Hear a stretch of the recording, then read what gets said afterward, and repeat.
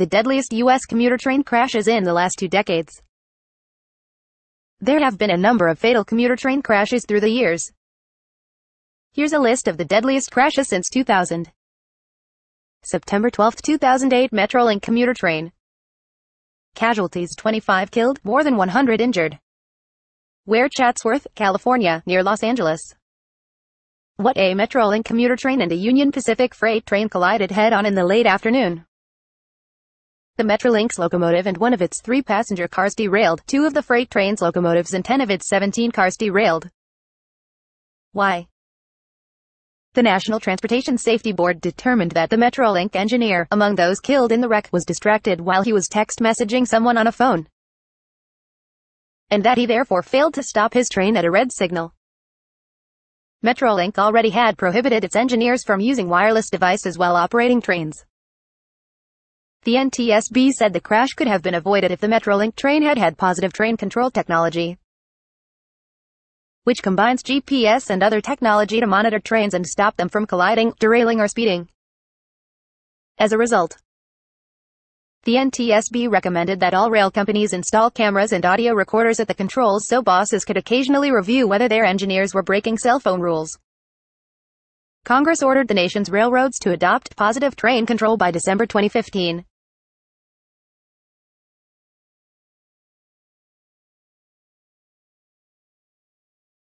January 26, 2005 Metrolink commuter train. Casualties: 11 killed. Where? Glendale, California, near Los Angeles. What? A Metrolink commuter train struck an unoccupied Jeep Cherokee that a man had parked on the railroad tracks. The southbound train derailed, ran into a northbound Metrolink train and then crashed into a Union Pacific train that was parked nearby. Until 2008 above, this would be Metrolink's deadliest crash. Why? Prosecutors accused Juan Manuel Alvarez of parking the vehicle on the tracks, intending to kill commuters, so he could get attention from his estranged wife, the Los Angeles Times reported. Defense attorneys claimed Alvarez parked the vehicle there intending to commit suicide, but changed his mind and exited the vehicle before the train arrived, according to the Los Angeles Times. As a result, Alvarez was convicted of murder in 2008 and sentenced to life in prison.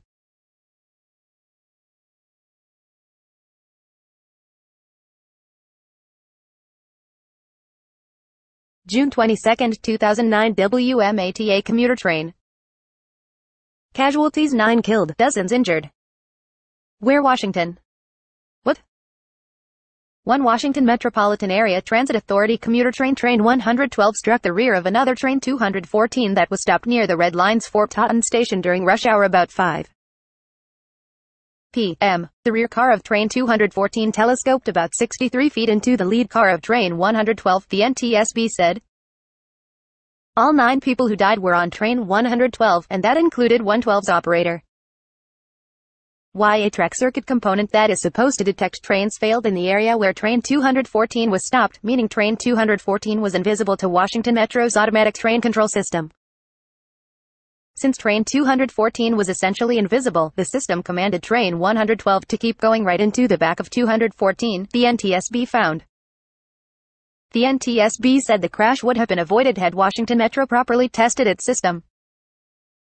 As a result, the NTSB made a number of safety oversight and equipment inspection recommendations. May 12, 2015 Amtrak. Casualties: 8 killed, more than 200 others injured. Where? Philadelphia. What? An Amtrak train, headed to New York from Washington with 238 passengers and 5 crew members, derailed. Video showed the train was speeding up as it approached a curve just moments before its derailment. Why? The NTSB determined the train's engineer, Brandon Boston, was distracted prior to the crash by radio chatter from other train operators. Boston's train approached the curve, which had a suggested speed of 50 miles per hour, at 106 miles per hour. As a result, the NTSB made recommendations to the Federal Railroad Administration for recurrent training for train engineers to help them better manage the necessary tasks when in control of a train. June 24, 2011 Amtrak. Casualties: 6 killed, 16 injured. A desert in Churchill County, Nevada. A heavy commercial truck struck an Amtrak passenger train at a crossing, killing the truck driver, the train conductor and 4 train passengers. The train was headed from Chicago to Emeryville, California. The NTSB said the driver was inattentive, asserting that although the crossing signals were active when the truck was nearly a half-mile away, the driver didn't start braking until his truck was 300 feet from the crossing. The NTSB also said 9 of the truck's 16 brakes were out of adjustment or inoperative. As a result, the NTSB made 20 safety recommendations to a number of parties, including the truck driver's employer. February 3, 2015, Metro North. Casualties: 6 killed, more than a dozen injured. Valhalla, New York. A Metro North passenger train struck an SUV at a crossing at 6:26 p.m. Witnesses said the SUV was stopped in the crossing when the crossing gates came down, striking the rear of the SUV, according to a preliminary NTSB report. The SUV driver got out, looked at the back of the SUV, re-entered the vehicle, drove forward and was struck by the train, the preliminary report says. The train's engineer applied emergency brakes, but the train, though it had been going just under a 60 mph limit, did not stop in time, the NTSB said. Killed were 5 train passengers and the SUV driver. The NTSB is investigating. April 18, 2002, Amtrak. Casualties: 4 killed, 142 injured, including 36 seriously. Where near Crescent City, Florida. What an Amtrak train carrying 446 people derailed on a left-hand curve of a CSX-owned track. 21 of the train's 40 cars were off the rail. Why the NTSB said the track buckled, blaming what it said was CSX's inadequate track resurfacing operations.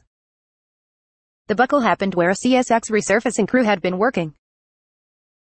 According to the NTSB, the crew had shored up the track after a substantial drop in temperature only to see it expand and buckle a few days later when temperatures rose. As a result, the NTSB recommended, among other things, that CSX start a quality control program for its track surfacing workers. December 1, 2013, Metro North. Casualties: 4 killed, at least 61 others injured. Where Bronx, New York. What a Metro North passenger train, heading from Poughkeepsie to Manhattan's Grand Central Terminal, derailed at a left-hand curve. The lead car came to rest inches from water at the intersection of the Hudson and Harlem Rivers. Why the NTSB said the train was traveling at 82 miles per hour when it derailed at a curve where the speed limit was 30 miles per hour. The train was going over the speed limit because the engineer had fallen asleep. Due to undiagnosed severe obstructive sleep apnea exacerbated by a recent circadian rhythm shift required by his work schedule, the NTSB said. As a result, the NTSB recommended, among other things, the installation of speed restriction signs letting engineers know they are approaching a point where speed must be reduced. December 18, 2017, Amtrak. Casualties: at least 3 killed, more than 100 others injured.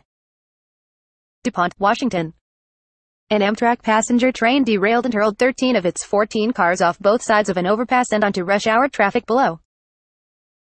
The Amtrak Cascades 501 train was carrying 86 people as it made its inaugural journey on a new service route from Seattle to Portland when it derailed. Officials don't yet know for certain. However, investigators said the train careened around a curve at almost 3 times the speed limit. It's not clear why the train was traveling 80 miles per hour in a 30 mph zone, National Transportation Safety Board member T. Belladinzar said. As a result, the incident is still under investigation. April 3, 2016, Amtrak. Casualties: 2 killed, 41 others injured. Chester, Pennsylvania. An Amtrak train crashed into a backhoe that was on the tracks, killing 2 Amtrak construction workers. The train, traveling from New York to Savannah, Georgia, was carrying 337 passengers and 7 crew members. The impact caused the lead engine of the train to derail. A preliminary report from the NTSB indicates that 2 construction workers doing maintenance work were on the wrong line when they were struck and killed.